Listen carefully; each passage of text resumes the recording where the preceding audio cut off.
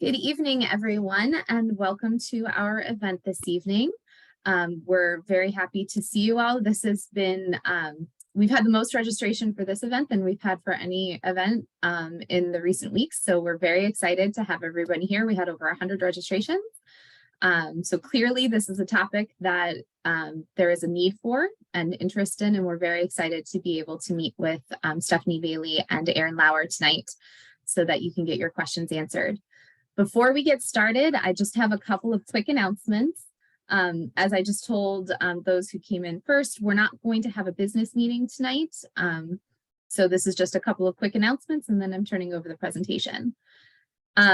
First, at the last meeting, we had a discussion about adding standing rules related to electioneering at meetings because of an event that we had happen at our December IEP Palooza event.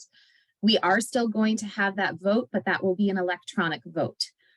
So I really thank you to everybody who participated in editing and providing wording for that at the last meeting. We do have the board does have a finalized word set that's going to go out for that. And take a look at your emails for information on how to electronically vote. We want to make sure as many people as possible get access to the vote, since this will be a rule in place for meetings going forward for the rest of the year, as well as events like award ceremonies. Second, at the last meeting, we mentioned that there was upcoming advocacy on a bill that was in the General Assembly. That was HB 1461. It was a bill that would have implemented a universal system of discipline across the state at the guidance of the Department of Education. And for various reasons, especially the disproportionate discipline that is faced by students with disabilities, students of color, low-income students, males, we joined with about 26 other organizations and opposed the bill. And I really want to thank everybody who turned out and provided your advocacy on that and helped share the information. That bill was defeated and will not be a loss. So thank you. We are very excited that all of that advocacy came together as quickly as it did. It all happened within a matter of like 4 or 5 days. So we're very excited for that and thrilled to be able to share that result with you. And in terms of upcoming deadlines, our mini grants have been extended to February 28th. You do have to be a SEPTA member as a teacher in order to request a mini grant. Membership is $6 and it can be gifted by a parent as well in order to then qualify to put in an application for the mini grants. So we love to give away money as best we can and help our teachers and help our schools and our students. So please make sure to spread the word at your schools. If you are SEPTA members who are staff, if you are parents, help spread the word with your school teams so that we can help share the love with our schools and help support our students and staff. In the line of showing the love to our staff, our awards nominations are also open. And I will put links to both of these in the chat once I'm done talking. So our awards nominations are open now until March 17th. And you do not need to be a SEPTA member in order to nominate someone, nor do you need to be a SEPTA member to receive an award. This is open to everyone. This is our opportunity to celebrate the staff, our students, our community, who are really championing inclusion and accessibility for our students with disabilities. So we really this is one of the highlights of the year, if not the highlight of the year. So we really encourage everybody to take a look at that and send in your nominations. On the good news front, we also are very excited to share that we had 2 members, students from SEPTA, be recognized in the FCC PTA Reflections program. Tessa Aguilar received an award of merit for visual arts. And David White is going on to the state level for visual arts. So we're very excited to share that. And there is a FCC PTA reflection ceremony this Friday night. Look for information on their social media and on their pages for the time and registration for that. if you want to come out and support all of the students across FCPS who are going on to the state reflections competition. And then in terms of upcoming events, we have another last minute event added to our calendar on March 7th, Tuesday, March 7th at 7 p.m. We will be doing a hybrid program with FCPS and Dr. Reed. So there will be an in-person availability at the Gatehouse Cafe at the Gatehouse Administration Center, and a Zoom option as well for those who can't come in person. And the topic is 2E students. What do 2E students need? This is a topic that has been, SEPTA has been trying to get some visibility on for years. And in our last quarterly meeting with Dr. Reed, she offered to meet with the membership to discuss it. So that is where this is coming from. Be on the lookout in the next day or so for registration links. We'll have that up. And again, that will be a hybrid event. So you can come in person or Zoom, whichever is more accessible for you. And we will be trying to work with FCPS to see if we can get interpreters available both online and in person. We will have to see what their availability is for that, but we will be doing our best to see if we can secure that. And then Sherry, can you share with us about our March event? Now this one, the March meeting will be an actual meeting because we do also have to announce the election slate at that meeting. But Sherry, what is the event going to be that day? I'm very excited. The event is going to be talking to your children of all ages about relationships and sex education. And that is going to be a presentation by EASE, which is an organization that stands for Empowerment, Advocacy, and Sexuality Education. And they're going to offer resources and strategies on how to start the conversation and why it's important to talk to your children of all ages about relationships and sex ed. So, and I believe, is that the 21st? I didn't write. Yes, I believe so. Yeah, 7 o'clock on the 21st. Yes. March 21st. Yeah. So yeah, I look forward to that.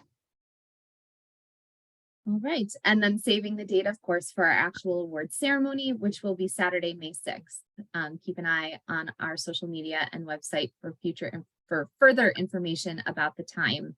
The location at the moment is still scheduled to be the location we've used in the past, Fairfax Church of Christ. Although we did just welcome a new awards chair to our board today. So we will see what her planning for this event will be. We are very excited and hope that she will be at our next meeting in order to introduce herself to all of you. And with that, I do not have any other announcements. SEPTA board members, does anybody have anything that I didn't share? No, Amanda, do you have the bios to? Yes, I do. Okay. I just wanted to make sure I covered everybody first. All right. So with that, we're going to turn the program over to Stephanie Bailey and Aaron Lauer. Stephanie Bailey is DDS Assistant Director of Support Coordination and has been with the Fairfax County Community Services Board for 17 years. She has worked supporting individuals with developmental disabilities for 30 years in Virginia, Maryland, and Florida. She has a psychology degree from the University of Central Florida and an MBA from the University of Phoenix. Stephanie oversees the DDS eligibility and intake department, transition from school services to employment, and 2 Medicaid waiver teams. And then Aaron Lauer has been with Community Services Board DDS for the last 10 years and is currently the intake supervisor for developmental disability services. She holds an MSW and an MPH from the University of California at Burley and is a licensed clinical social worker, having worked in Virginia, Massachusetts, and California. She's been a past member of the ACSD and has 3 children at Madison High School, including a son with an IEP. Thank you both for being here tonight. We are looking forward to your presentation. In talking with Stephanie beforehand, she did indicate that she is happy to answer questions as the presentation is happening. So if you do have a question, please feel free to raise your hand. And we will call on, Stephanie can call on you as soon as she can get to a break in what she's saying. And there will be, this is a brief presentation, so there will be a lot of time for question and answer after. We do ask that you remember that this is a public forum, so try to keep your questions as broad as possible and not super case specific or student specific. So just keep that in mind as we're going through. Well, thank you very much for the introduction. Good evening. It's very nice to meet everybody virtually. Let me share my screen. Okay. Can everybody see that? Yes, we Yeah. can. Yes. Okay, so we are the Community Services Board, specifically Developmental Disability Services. Okay, let's see here. What is this? Stephanie, if you hit slideshow, it'll get rid of the extraneous stuff on the top. Let's see here. Go up. Now, see where it says animations next to the right of that. Am I in the right place? Go up a little bit. I see more. I see your cursor, and it's right under transitions. If you go transitions and animations, then click on slideshow. Let's see. I don't see. Maybe this is Okay, now your cursor moved. Okay, so There it animation. is. I got it now. Sorry, it was all blocked. Now go from beginning. Got it. Yeah. Okay, that's better. Thank you. Yeah, Now let me move this perfect. other bar up so I can actually see what I'm doing. Okay. Is that good for you? Can you see? Yes, I can now. Okay, so next slide. Okay, so the Community Services Board in general in Virginia were established in 1969. They're public agencies that provide services for people in the community who have either mental illness, substance use disorders, or developmental disabilities.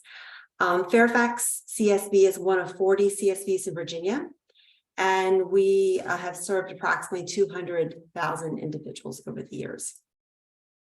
The Community Services Board has a mission, vision, and values.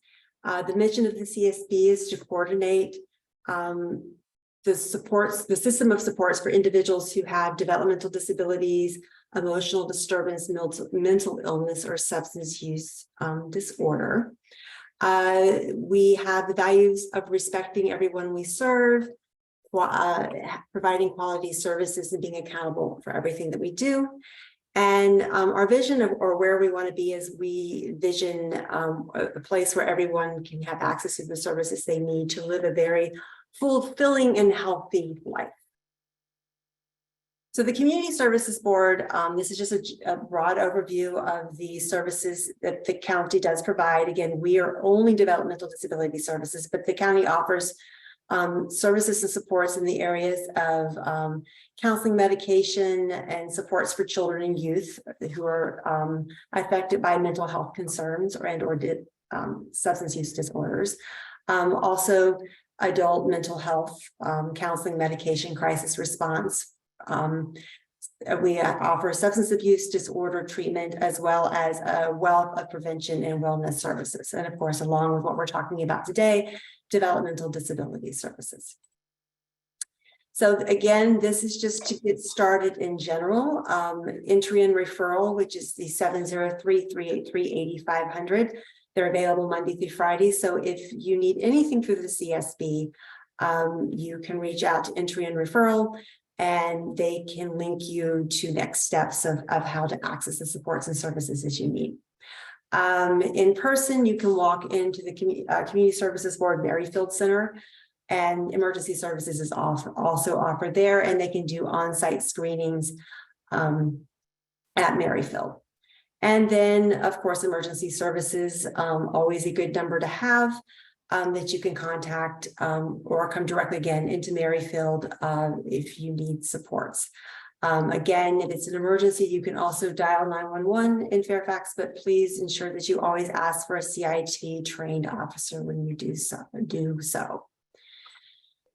So tonight we're here to talk specifically about developmental disability services. And as I talk about anything, there'll be plenty of time, as was said, in the end to ask any questions that you have, but feel free to also raise your hand.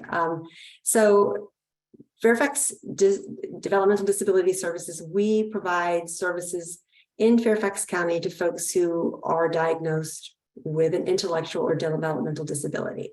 Instead of calling the entry and referral number that I gave you for the general services, to apply for services, you should call this particular number, the 703-324-4400 number.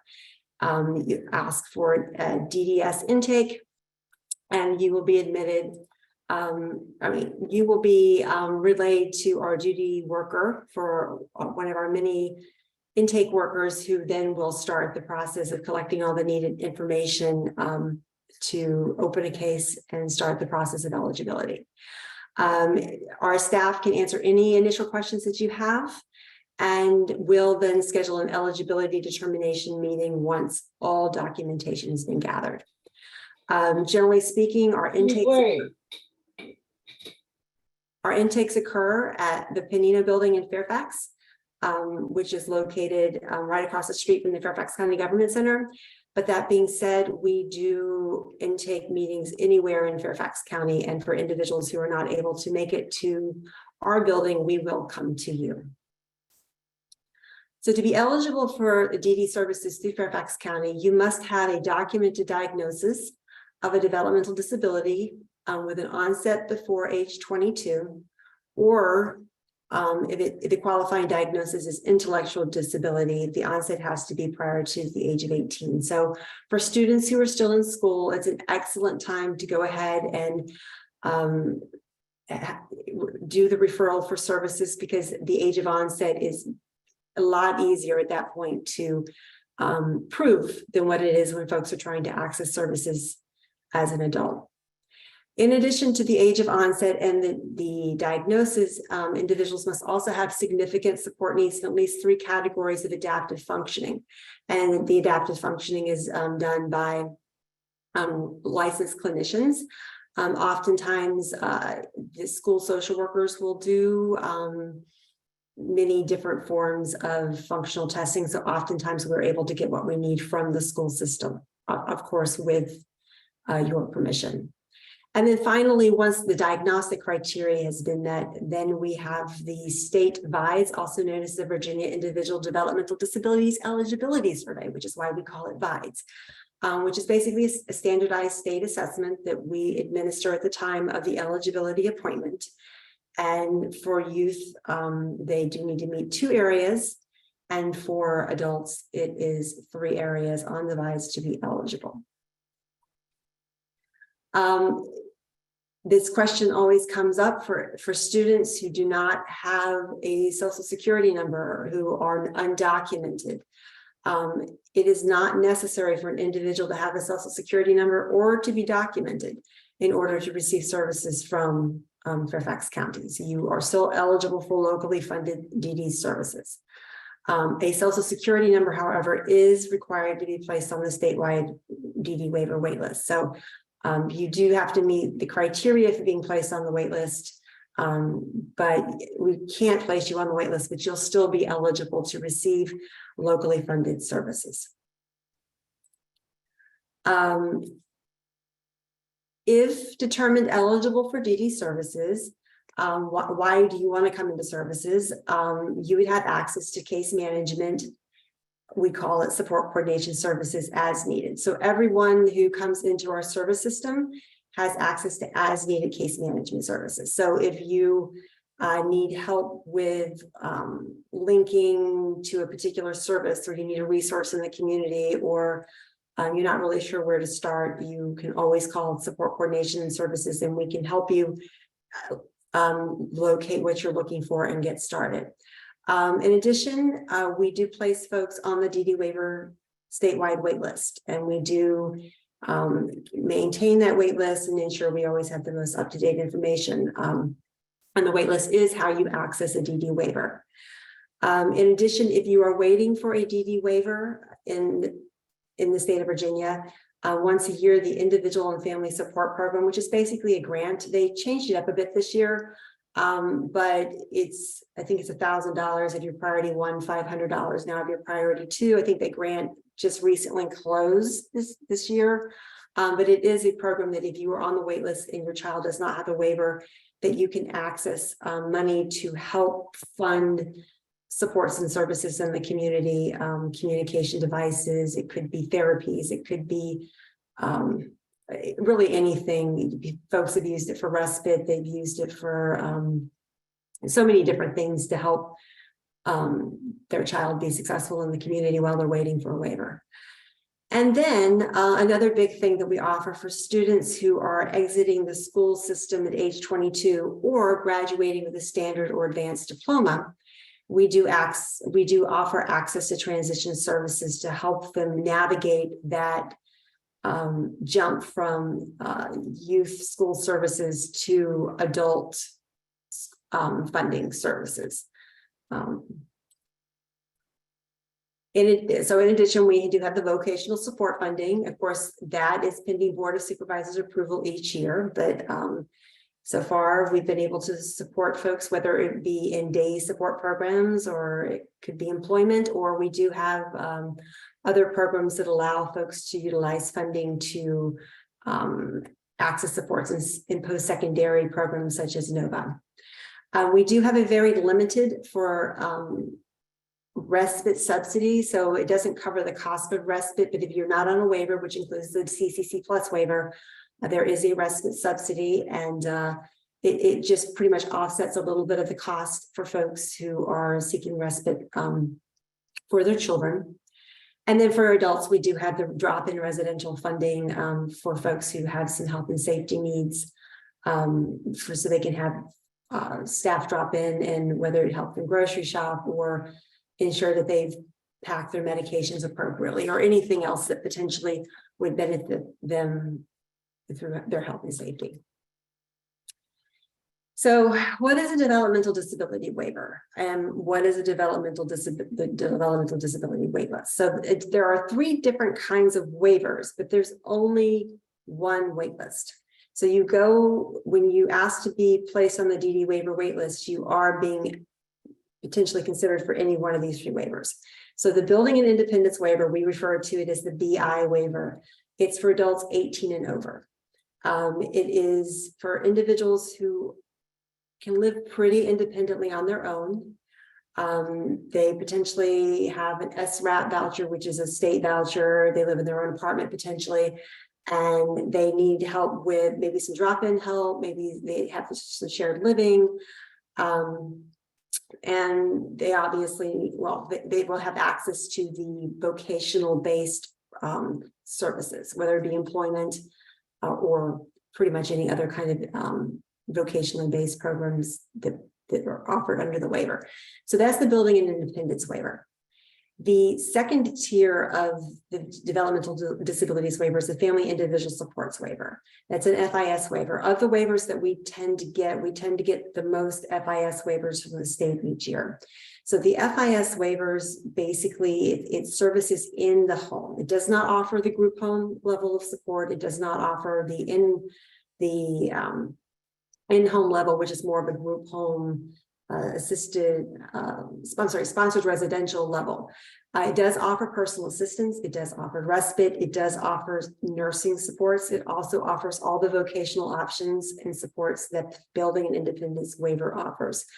All the waivers offer assistive technology. They all offer the environmental modification so that you can access communication devices potentially, or adapt your home as needed to be wheelchair accessible, those sorts of things. So all the waivers offer that. But the Family and Individual Support waiver, or waivers that a person lives with the family member, and normally speaking, and receives supports in their own home. Then there's the community living waiver. The community living waiver is what I call is the highest tier of waiver. It is the one that offers pretty much every service that the other 2 offer, but you do have the congregate residential group home option and sponsored residential option. So it does offer those 24/7 supports living in a group home based residential setting. So the developmental disability waitlist currently, and I ran this report last month, there are 2,822 individuals currently on the waitlist. I can tell you right now, I'm sure it's a little bit higher if I had ran it today. We do add folks pretty much every week. There is 1,023 individuals in priority 1 status. There are 1,275 individuals priority 2 status. And there are 524 individuals on priority 3 status. So just a bit of the waitlist facts for the Community Services Board. We in the community at DD Services, we determine if an individual is eligible for the DD waiver waitlist. We place individuals on the DD waiver waitlist, and we maintain the most current information regarding an individual's support needs. So that's primarily what we do regarding the waitlist. The DD waiver is very important to understand, is not a chronological waitlist. So it's not first come, first serve. It is a needs-based waitlist. So what that means is individuals who are assessed to be in the greatest need when the waiver slots become available receive the waiver.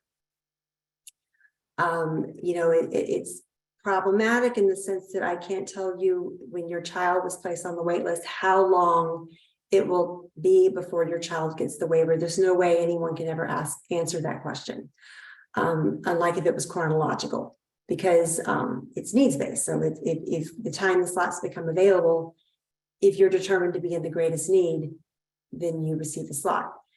The CSB does not determine who is in the greatest need. DBHDS, Department of Behavioral Health and Developmental Services, through the state of Virginia, facilitates a committee made up of constituents who determines who's in the greatest need.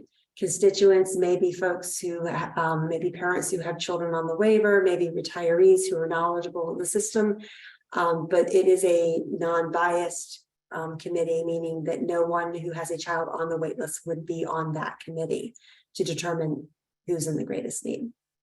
So the committee determines who is the greatest need at the point in time they have slots available, and they provide those names depending on the number. So there's 10 slots, they provide the 10 names to DBHDS, and then DBHDS has a final decision as to what type of waiver an individual receives. So let's say you have 5 family and individual support waivers, you have 5 community living waivers. The state will determine, they will get the list of 10 names, and the state will then determine which 5 people get the FIS, which 5 people get the community living waiver. Unfortunately, there is no appeal. So if you wanted a community living waiver and unfortunately you got an FIS waiver, you would either have to accept the family and individual support waiver and try all those services out, and then if it still doesn't work, then request a community living waiver, or you have to decline that waiver, decline the FIS waiver and go back on the wait list and hope that you again will be reviewed in the future for a waiver. Through the committee is called the WSAC, Waiver Slot Allocation Committee. So the WSAC, if you ever actually hear somebody refer to that, that is the state facilitated committee. So the CSB does not award waiver slots. The Fairfax County will get X number of slots if the state legislator gives money every year. We place people on the wait list for those slots. We ensure that folks have the greatest information on there, the latest information. The slots are available. We do provide the committee with the information based on health and safety, behavioral needs, so they can make informed decisions. But ultimately, it's the committee who determines who's in the greatest need, and the state who determines which slot an individual will receive. So that's the wait list in a nutshell. I'm sure there are questions on that. And then before I turn it over further for questions, I just wanted to talk a little bit about Fairfax County Transition Services. So those are the transition services when students get out of school their last year that we do provide. We have a team right now of 3 support coordinators who do provide the transition services. So transition services are provided through a cooperative agreement between Fairfax County Public Schools, the CSB, and the Department of Aging and Rehabilitative Services, also known as DARS. During a student's final year of school, all 3 agencies work together with the student and family to develop a transition plan for life after high school. So you should, once your child is in their last year, you should be hearing from the ETR at the school to schedule a transition meeting, in which case at that meeting, we will be at that meeting. DARS will be at that meeting. And we're looking at a plan that might include competitive employment, group supported employment, a day program, which is more of a social kind of volunteer kind of activity program, post-secondary education, or a more individualized approach, such as our self-directed services program, which families then can utilize funding to carve out a program for their child in the community. So, you know, again, these are things we might talk about. It's a very individualized meeting. You know, students work on many things in school to prepare for the adult world. And so the idea is to build off of their resume and determine what interests they have as they move forward into adult services, and to ensure that it is a smooth transition. So there we do have a dedicated support coordinator who folks can contact during that school year to help them, you know, determine where are the best places to tour, where, you know, what are the best funding options to explore. One thing to keep in mind, though, with adult services is that unlike public education, which is mandated by the Individuals with Disability Education Act, IDEA, adult services provided by the CSB are optional and based on the availability of funding and the individual's willingness to participate in those services. So they are not mandated, and you know, if a student doesn't want to participate, they don't have to. So again, it is based on availability of funding, and there's never a guarantee of funding. Although that being said, history has shown that generally speaking, thankfully, we have had funding to fund the grads. And speaking of funding, there are two primary funding sources for vocational services in Fairfax County. And in Fairfax County, we are very lucky. Many jurisdictions around the state do not have local funding. But Fairfax County has local funding, which is allocated to the CSB annually. This funding must be approved by the Board of Supervisors through the county's annual budget process. So for students who do not have a waiver and do not have other funding options for vocational supports, Fairfax County does have local funding pending Board of Supervisors approval each year to fund adult vocational-based programs. And then, of course, for folks who have a Medicaid waiver, the Medicaid waiver will provide the funding for the supports. So this is just more information of where to go. The Fairfax County Community Services Board has a wealth of information if you're looking for services. The DMAS has the Medicaid manual, and then the Department of Behavioral Health has a manual called Navigating the DD Waiver Manual. It's actually very good. They put it together. It's both in English and Spanish is what they have it on the website.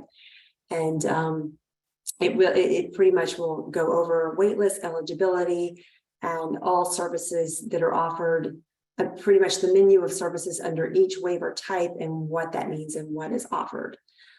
So that completes my presentation. So I'm going to stop sharing my screen and open it up to a broad, just whatever questions folks have, and me and Erin will do our best to answer.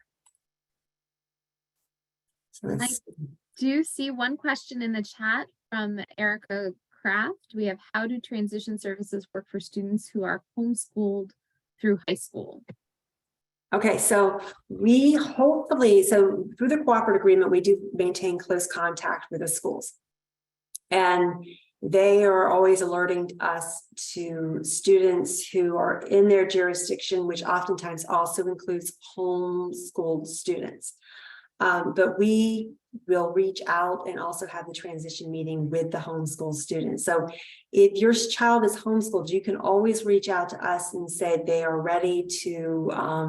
So when I say the school keeps a list for students that are aging out at 22, because folks age out, and that date's pretty much guaranteed when folks are no longer eligible for IDEA. But for homeschool students who are going to receive what's equivalent to a high school diploma, my recommendation would be to reach out to us, and then we will have a transition meeting at your home, and we will provide the same level of supports, and we can invite DARS as well to that meeting, so that you will have the same information as even if your child were in school. It would be the same type of meeting. Staff, there's another question about I'm seeing a bunch of questions, but I can talk about the priority status. Go ahead. So somebody, Mary Manning, it looks like, has a question about how so everybody on the wait list has a assigned priority status. So when somebody comes through intake, they're assigned a priority status and the priority checklist is reviewed. And that's really capturing a moment in time. So we always tell families that as significant changes occur, they should be notifying notifying us. The state looks at different things in terms of determining who would be a priority one, which is going to be our highest priority level. And to sort of break it down, it really comes down to the health and well-being of the caregiver and the caregiver's ability to provide care and supports to an individual. And if there's other caregivers in the home, and as a result, and if as a result of the caregiver's health and well-being issues or major concerns, is there an immediate jeopardy to the individual? So we often hear from families who have been doing well for quite a long time, and there may be some significant health impact on the caregiver. So we'll be able to respond to that and potentially change their priority status.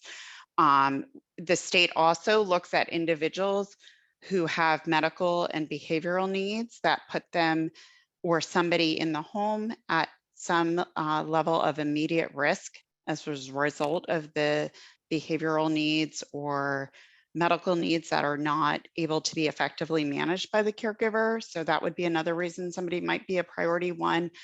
And then another criteria for priority one would also be our young adults in the community who have a desire or wish to live independently. So we're really looking at our students who are no longer eligible for special education supports in their young adult years.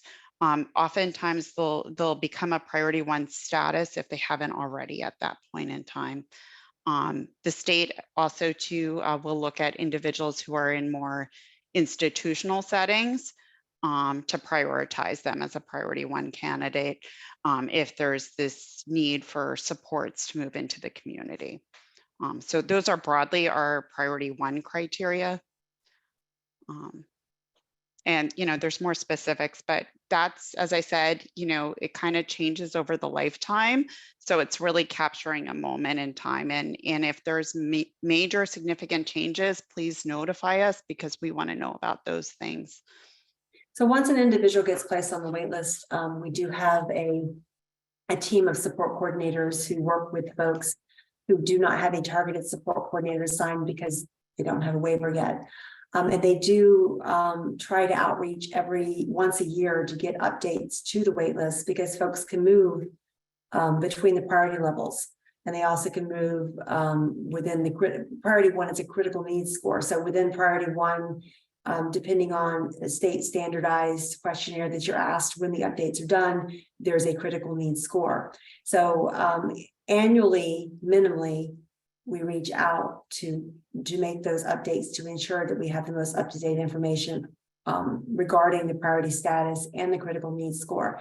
But as Erin said, as things come up during the year, you don't have to wait for us. Go ahead, give us a call, and at any time we can review your child's priority status, where they're at, and ensure that we have the best information, the most up-to-date information on the wait list. Steph, another question was about transition services for homeschooled students. So the first question would be, are they open to DDS? If they're open to DDS, they'd be eligible for our transition supports. So that would be like the number one question. Are they open, and are they at the end of their eligibility or potential eligibility for special education supports? So if somebody has potential eligibility or eligibility for special education and they have not completed those years, they wouldn't be eligible for vocational funding. Especially some of our folks will leave school early, but they still retain eligibility for special education services, so that vocational funding wouldn't become available until they've really exhausted that eligibility for special education funding.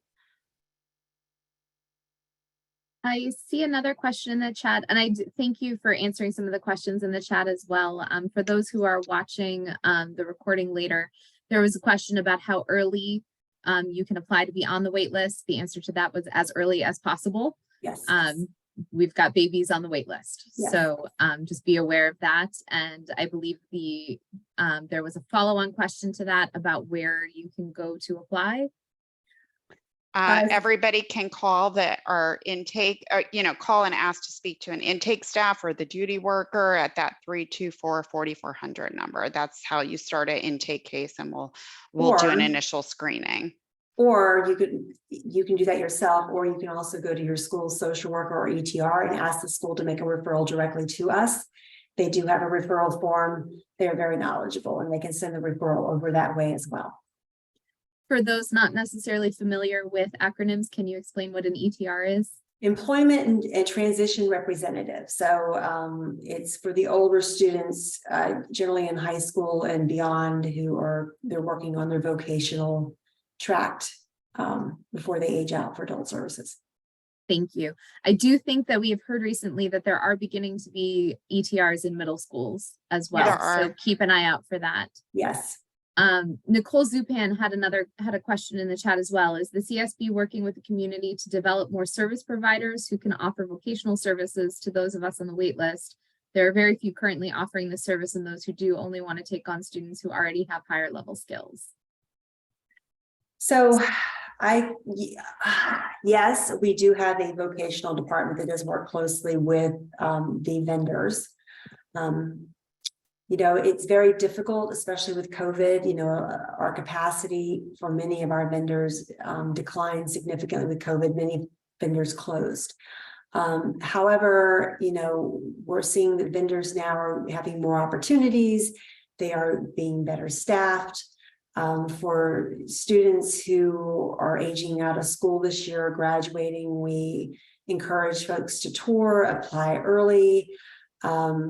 Yes, vocational options continue to be limited. The state of DBHDS also, we maintain contact with them as far as around the state, as far as the need for more vocational vendor resources. So yes, it is something that we are always looking to build. I believe they just opened up, I think Dominion is the newest vocational option recently that I heard about. I believe it's a day support program. But as far as competitive employment options, yes, it is very sparse comparatively as compared to other states. And it is something that the whole system continues to strive towards improving employment opportunities. Thank you. I do see that we have a hand raised. So before going into more in the chat, can whoever our member with our hand raised, can you unmute?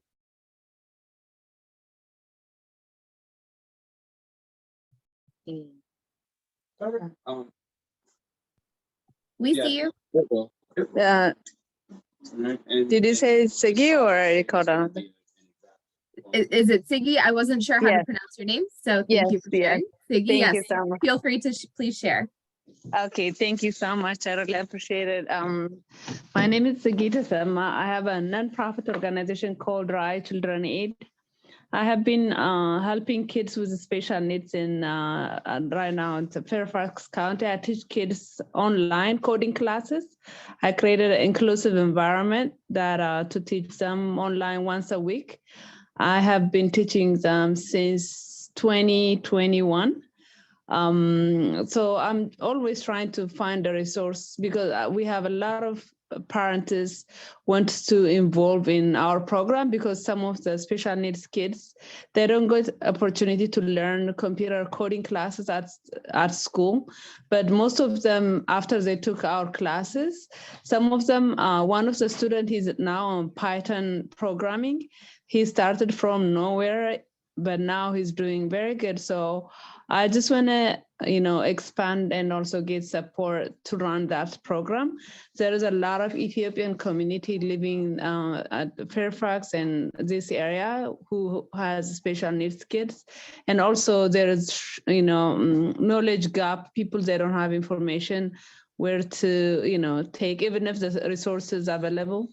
I'm trying to teach that a computer class for kids with special needs. So this is my first time that joining and finding about this resource. I'd like to know how I can participate, and then what's the requirement to be in. There's a lot of kids, special needs kids who like to learn coding and, computer science program. If you want to send us your information about your program, we can let folks know as far as the services available to them. But I'll have to speak to you offline about any, if you're looking specifically about funding options or things like that. Okay, thank you so much. I will definitely contact you. Wonderful. Thank you. Thank you so much. Thank you, Stephanie. I do, just because there are such great questions in the chat as well, and I want to make sure that those watching on the recording get the answers to them as well. So I wanted to say, there's a question about the Spanish guide. I can send it right now if you tell me who to send it to. Would it be to send it to you, Amanda, to disseminate? Would that work? Yeah, I can upload it to the chat when I get it. Okay, perfect. I'll send it to you. Erin, do you want to send both? Oh yeah, sure. Give me a minute to find it and I'll send it. And while you're doing that, there was a question in the chat about our transition services available only to high school students on the DD waiver waitlist or to any FCPS students with DD or similar need. There was an answer in the chat that transition services are required for all students with an IEP. Stephanie or Erin, do you have anything to add? Yes, so transition services are required for anyone with an IEP. Transition services, so to get the dedicated support coordinator that follows your child for the year, it is in the student's last year of IDEA eligibility. So in that sense, they're either going to be 22 or they're going to be graduating with a standard advanced diploma. Once a student is out of school and they're an adult, they can get support with finding vocational placement, but it is not that intense level of transition services. So the transition services are specifically for that last year that a student is in school to help them transition smoothly and learn as much as possible, and have that support going into adult services in the program that they choose. But yes, at any point, if an adult or an individual who's no longer eligible for IDEA is seeking vocational services, yes, there is supports to help place an individual. Thank you for expanding on that. There are so many questions tonight. Thank you all so much for the participation. This is great, and I am trying to catch up. So we have another one of, is it true that families in priority 2 cannot receive services until all priority 1 members are receiving services? That is correct. So the way the wait list works is that all priority 1 would have to be exhausted before priority 2, and then all priority 2 would have to be exhausted before priority 3.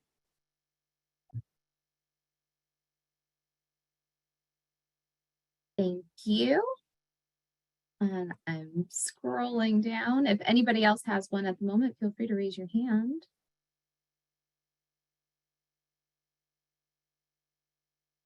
Oh, here's one. What is the other option if a student cannot get into the waiver program?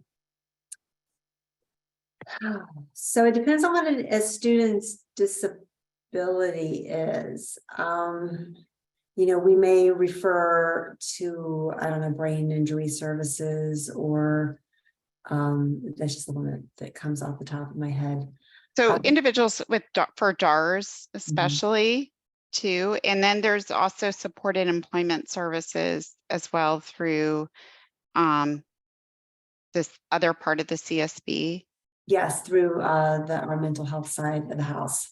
Yeah, if you have a mental health issue, and that could include like anxiety or depression, they'll work with individuals on that side of the house. Because to be eligible for CSB services, you do have to be eligible for the wait list. So if an individual wasn't eligible to go onto the wait list, we would not be able to open the case to DE services. Stephanie, can you explain, this may not be in the Community Services Board realm, but can you explain what the CC Plus waiver is and how it might be different than what we're talking about here tonight? I can give a very broad overview. We don't do the CCC Plus waiver, but Erin can also help me. So the CCC Plus waiver is a waiver that is for individuals who have significant medical needs and need a nursing home level of intervention medically. So if not that children do not go into nursing homes, but that's just how it's that higher level of medical intervention. So once they come out and do that assessment, if you're determined to need that level of intervention, there is not a wait list. So you then do get the CCC Plus waiver. CCC Plus waiver specifically offers the personal assistance services in the home, the respite in the home, offers the assistive technologies and that community environmental modification services under the waiver. For children under the age of 21, because you have Medicaid as a family of one, you do have that EPSDT Medicaid co-insurance, and then you can get nursing services through that while you have the CCC Plus waiver. But again, unfortunately, you know, parents who need assistance because of significant behavioral needs is not going to qualify you for that particular waiver. It does have to be medical. Erin, am I leaving anything out? No, I mean, I would just recommend, even if you have that waiver, to still seek out an intake and eligibility for our waiver, because they're limited in the services. You know, it's not going to cover your vocational, it's not going to cover your residential, it's not going to cover other support services that you may not need now, but you might need in the future. And it's always going to be easier for individuals to come through our intake process when you're younger. You know, it just, we work with families that all the time we get calls of individuals who are adults in the community, 50, 60 years old, and it just becomes a much harder challenge to bring them through intake at that point in life. So I always encourage families to come through younger. But we have a lot of families who have who are on the wait list for our waiver. They have access to the CCC Plus waiver. So there's no conflict in terms of them being on that, getting those services now and being on our wait list. Thank you for the clarification. What happens if someone is on an IFS waiver, the home-based waiver, right? But then the parents develop medical issues that no longer allow them to support their child at home? Can they transition to the community waiver? So there is a process called the reserve slot process that if in situations like that, when an individual has a waiver slot that is no longer meeting their needs, and that criteria, all the services have been tried and not met, we can then request the slot, a community living slot from the state. Again, reserve slots are chronological, and it's also based on availability, but the state then would approve whether somebody would go on to the reserve slot wait list.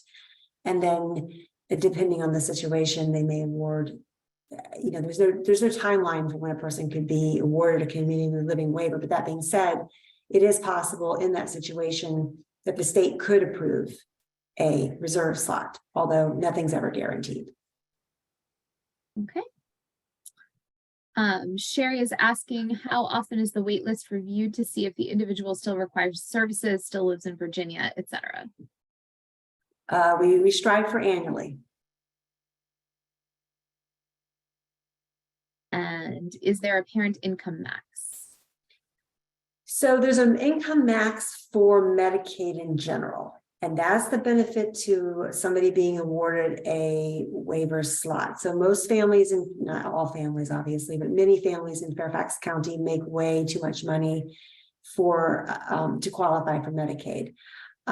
When individuals are offered a waiver, whether it be a DD waiver or a CCC plus waiver, the child then, or the individual then becomes a family of one. And in that, only their income is counted. So if you're looking at most children, they're not going to have an income. So while a family may make well over the Medicaid income requirements, the child doesn't, and therefore the child would qualify for Medicaid as a family of one with a Medicaid Funny. waiver. Now, as far as for DD services specifically for local funding, no, there's no income max. Any to come into our service system and to go on the DD waiver wait list, we do not look at we don't look at income requirements. To know. We have another question of what are the options if an individual needs to move out of the parent's home but does not have the waiver program? So obviously, we want to make sure that child is on the DD waiver wait list. We want to ensure that their priority status is as high as possible. Unfortunately, homelessness is not, the waiver is not meant to ameliorate homelessness. It's specifically for the health and safety of an individual. With that being said, if an individual needs supports to ensure their health and safety if they're not living at home, obviously they're going to be priority one, and they're going to be significantly high on that critical needs score. If there are slots available through WSAC, Waiver Slot Allocation Committee, then the process goes that direction. So the information is provided to that committee, and the committee then reviews everyone and determines whether that individual then is the higher, is in the highest need. In certain circumstances, depending again on the there's a state criteria, pretty significant criteria. We can request an emergency slot if certain health and safety situations are met. So there is that emergency slot request. But again, it's in significant health and safety types of situations. And just to also say too, like with individuals who are on the wait list as well can access the state rental assistance program. There's historically, I can't say what it is today, but historically there's been more availability for state rental assistance program vouchers for individuals who are on the wait list. You're 18 and over. 18 and over. So some of our folks, will want to, live in their own apartment, but, given Fairfax County cost of housing, they may need some assistance. So it works similar to, what you would consider a Section 8 voucher. So. And then oftentimes for those individuals, we can request that BI waiver. Building independence waiver that offers more of those vocational supports and those supports for folks who are able to live independently with some support in their own apartment. We have oh, sorry, Erin, did you have anything more? No, I'm just looking at these questions to.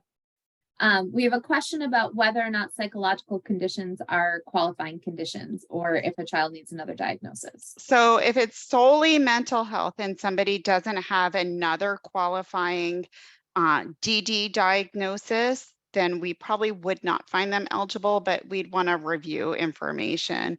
And if there's a question, people can call our intake staff, but if it's solely like mental health, like schizophrenia or bipolar or anxiety, then most likely that person would not be found eligible for our services. As a follow-on, if a person is not found eligible through you the first time, is that always going to be the case, or can they have their case, can they do an intake again in the future if things change? And so we won't find people eligible for a couple of reasons. One is we may not have enough diagnostic information that determines that they're diagnostically eligible, and that we can reopen a case with new evaluations or new assessments. That happens pretty often or often enough. If we've done a VIDES assessment on someone, which is our in-person assessment, and we're not finding someone eligible, we would probably, that's a snapshot in time as well. And, the question, we'd probably have questions, sort of what's changed for the situation. And, people have changes in functioning for various reasons. So we would further assess that and determine if we're going to redo the VIDES. It just kind of depends on the reasons. And we've done that for a number of people. So, and sometimes they're found eligible later on, because something's gone on and it's changed sort of how they're operating in their daily life, or there's a new medical condition that is really impacting them. So it doesn't, there's various things that were really, it's a snapshot in time. It is, and just to put this out there, anytime we make an eligibility decision, if someone's determined not eligible, you are issued appeal rights. So you do have the 30 days then to contact the state and basically say you disagree with the CSB's decision.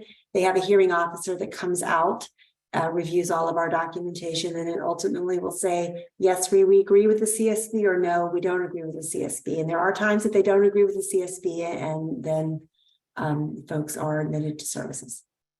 Okay, thank you for clarifying. If someone graduates with a standard diploma, does he move from priority 2 to priority 1 and get services right after graduation? No. So that's actually that's a two-folded question. So if someone graduates with a standard diploma, yes, they will be priority 1. Because they're no longer eligible for IDEA, and that is one of the criteria for priority 1. Now, when I say no, that doesn't mean you're going to automatically get services through a waiver. So no.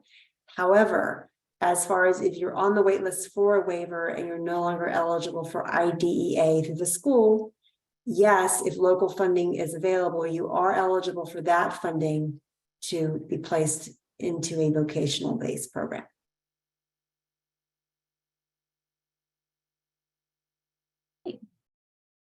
Is autism always considered a developmental disability? Does it matter if the person's level 1, 2, or 3? It is always considered a developmental disability. Okay.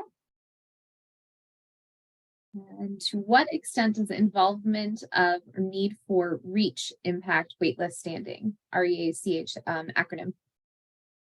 Well, if an individual has significant behavioral needs, and we just out there quite frequently, there's a significant health and safety that in all likelihood that the primary caregivers are having a very difficult time supporting. So likelihood is they're going to probably meet a criteria on the priority 1 wait to be priority 1, and then chances are it's also going to increase their critical needs score based on what's going on.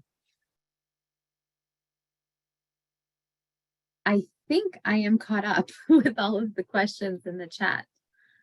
Does anybody else have any other questions, or do you have, Stephanie, Aaron, do you have anything else to share, or Sherry, do you have any other questions you'd like to ask? I'm just thank you for inviting us tonight. It's very nice to be able to come out and do this kind of outreach and answer the questions. I know there's a lot of information that goes on out there, and some of it's accurate and some of it, it's a little more gray. So it's a little overwhelming at times. Would you mind putting the phone number in the chat? Just I always encourage people to call as soon as possible. Let me put this phone number in the chat for intake. Oh, Aaron did it. Thank you, Oh, Aaron. perfect. Yeah. So the CSB phone number for intake for those watching, 703-324-4400. They're going to be busy tomorrow. They're going to get a lot of phone calls tomorrow. Yes, Geeta, we will share the recorded version. It may take a little bit of time for our volunteers to get it cut and up online for everybody, but we will be sharing it as soon as we are able to. And then I'm going to put my contact information, because this, this presentation is not for specific case questions.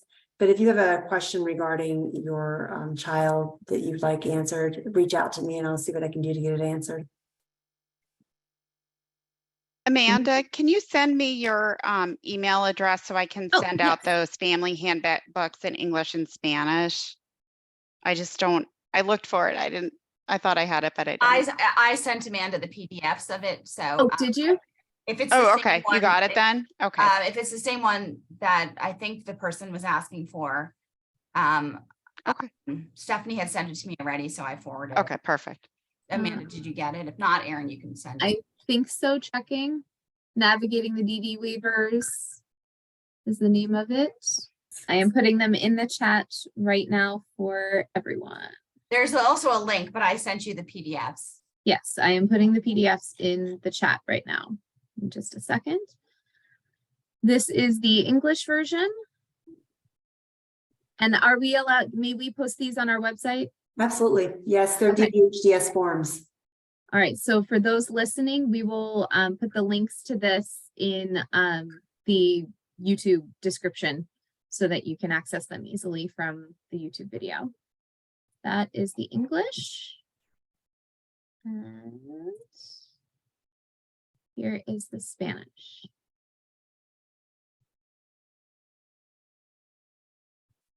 So we will make sure that those are available on our site. They're pretty Sherry? long. They are pretty long, if I remember correctly. Yes, they are quite lengthy. Yeah. So when you read them and you have questions, then reach out to Stephanie and Erin for answers. That works. Does anybody else have any questions for our wonderful presenters this evening?